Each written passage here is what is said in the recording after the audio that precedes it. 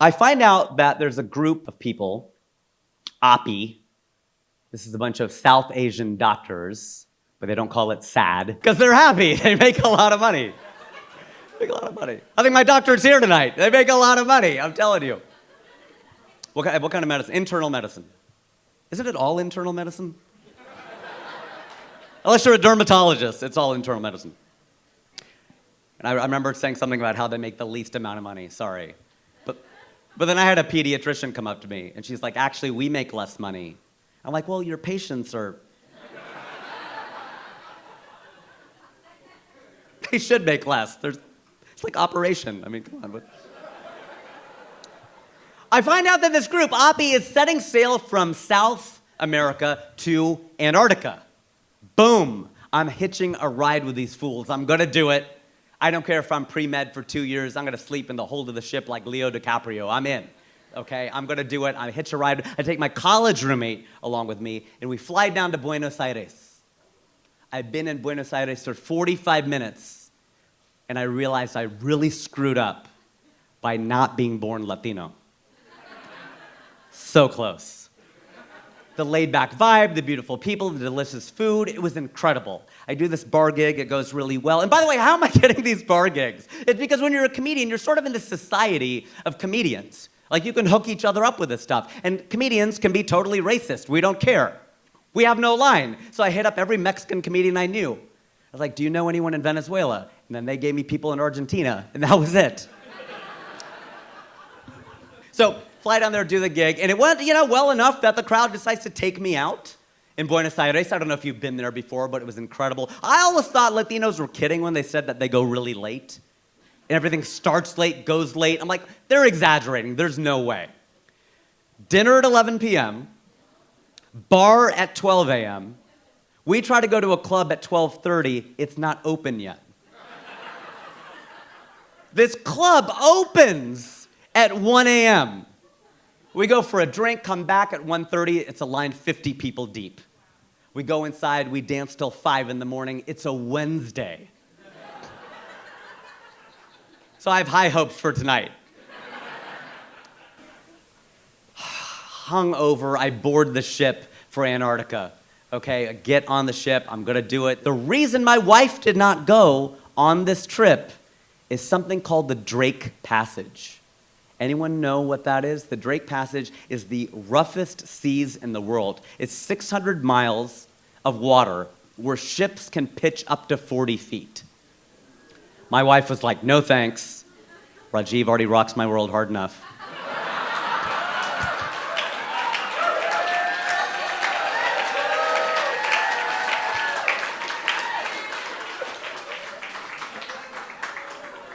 Hi, Mom. Hey, you got a son out of it. What do you want?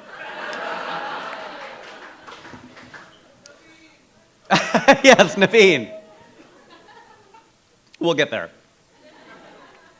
So don't even imagine what that's like. 40 feet, are you kidding me? You have to go back to math class and the X, Y, and Z axes, okay? Because you're a point in space, and the ship is rocking back and forth.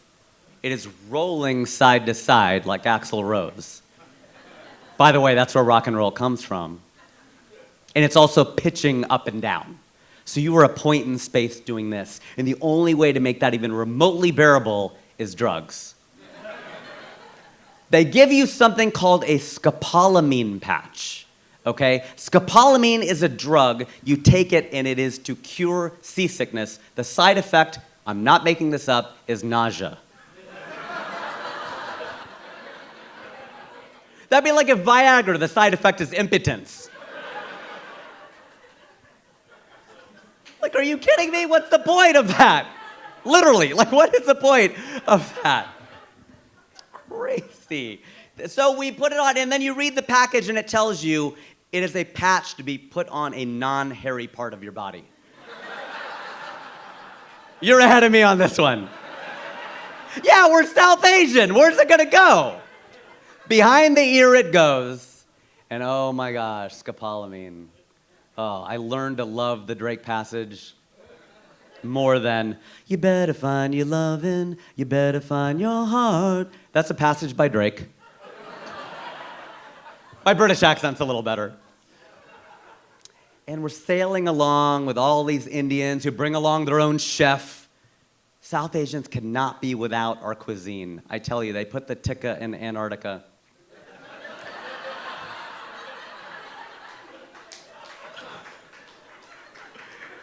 I love a good pun. I'm a Punjabi.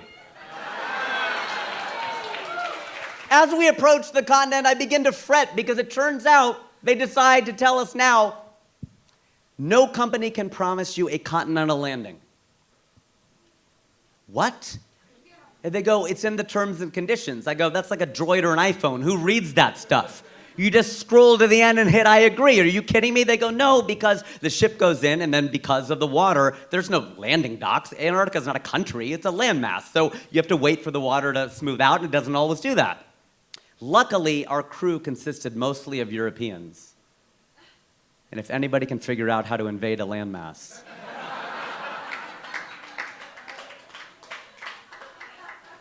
They got us onto the actual continent. I performed for some cruise mates and some penguins. It was a cold room. But this brown guy did all right in front of a black and white crowd. By the way, you're not allowed to approach the penguins. They have to come to you. It's like Bumble. And the penguins are very cute, but they're kind of aloof. They kind of don't care that you're there. Then again, anytime anyone desperately traveled thousands of miles to come see me, I kind of blew them off too. We come back through South America, and I miss Christmas with Hersha. I'm really sorry. But I did text her from South America saying, let me know if you want anything from Amazon. I'm on bottom of the world. I don't know. I don't know what it says about me that I got my stand-up comedy on Antarctica before I got it on late-night TV. But that's how I became the only person in history to perform stand-up comedy on all 7 continents.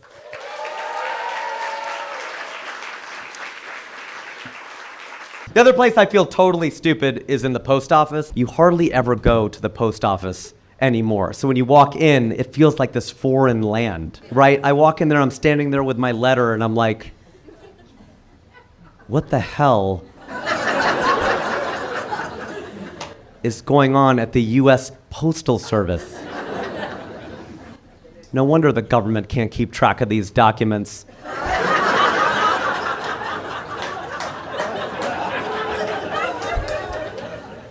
Metered mail, stamped mail. What the hell is metered mail?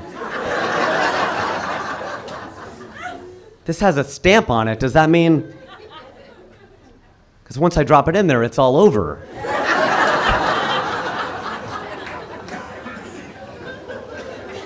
"16 ounces or less." Should that be fewer?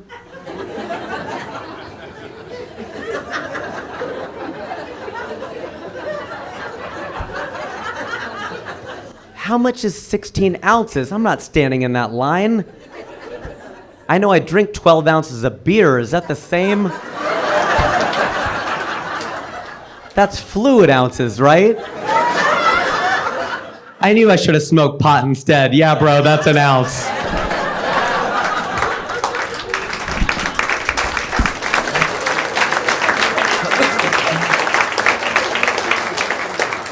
Sometimes I wish I would have smoked pot, because I think I would have been one of those one-liner stoner comedians. Because those one-liner stoner comics crack me up. I love that stuff.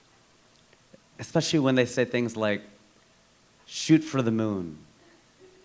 That way, if you miss, at least you'll land amongst the stars. Whenever people say that to me, I think, wow, this person does not understand astronomy. I'm thinking about getting one of those Jesus is my co-pilot bumper stickers, just so I can use the carpool lane. If you're a smartass, do you have a wisecrack? You know, my Buddhist friend sends me emails with "please see detached."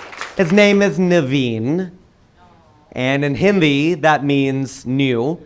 So I guess we're going to have to rename him every year. But it was the only name on which Harsha and I agreed. Because it's hard. Indian male names are hard. Indian male names are like penises. I really only like my own.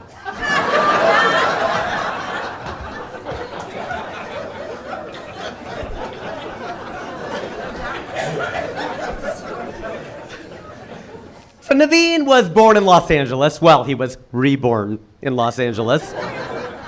And he was born in the year 2021, which makes him a COVID baby. The great thing about having a COVID baby is you know it's yours.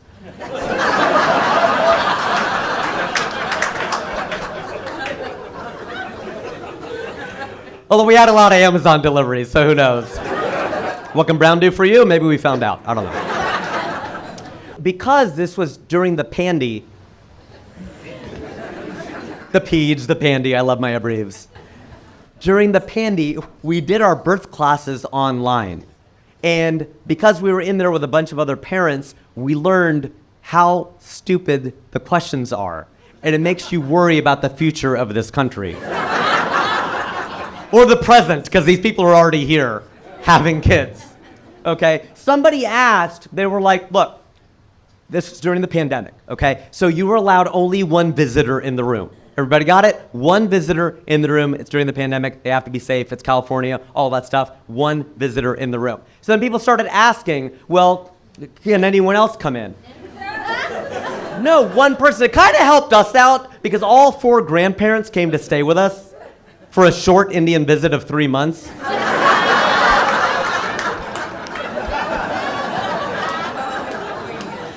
A friend of mine asked me, he goes, are you coming to the point where you're ready for them to leave? I'm like, no, don't say that. We're well past that point. 4 grandparents, 3 months, you do the math. I'm Indian, I'll do the math, okay? And the reason is because I'm Indian, we can't ask them to leave. We're not white. Then my friend Rob over in Indiana, he was like, his mother-in-law came to stay for a long white visit of 5 days. On Sunday, it snows. And she goes, maybe I'll fly out on Monday. He goes, you're leaving today. I don't care if I have to shovel the runway. You're going. Try saying that to an Indian mother-in-law and see how long you live. So kind of help me out, because God forbid they'd allow 2 visitors in the room. Which grandparent was going to go? That was a reality show I did not want to watch. I'm the dad, Amazon deliveries notwithstanding. And so I'm going in. And then people are mad. They're pissed off because their grandparents came to town and they wanted to come in. And so they type and they yell into the computer and they're just like, oh, well, does the doctor count as a visitor? No, the doctor doesn't count. She's at work. She's not just hanging out with us. Do the nurses count? Any nurses here? Any Filipinos or Malayalis? Okay. That's the thing, though. Like, no, of course, they're at work. So just be a smartass. I type in, does the baby count as a visitor?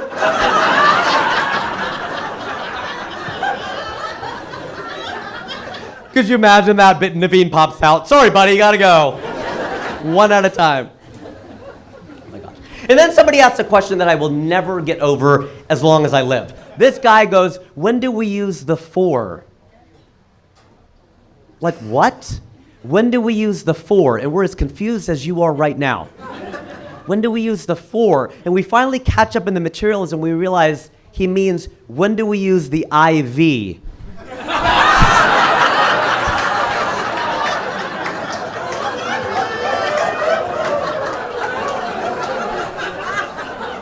Who defaults to Roman numerals? The guy who names the Super Bowls? Like, well, what are you doing? Eventually, we found out that Naveen's blood type is B positive, and as Asian parents, that's the last B plus we let him get. But in this day and age of modern technology, it was great seeing the child develop in the womb. That's a really cool thing, because of tech, you get to actually see the child develop. You see the little fingers, little toes, you see the head, you see that spine. And it's great when you see that spine, because you know he's not going to be a Republican.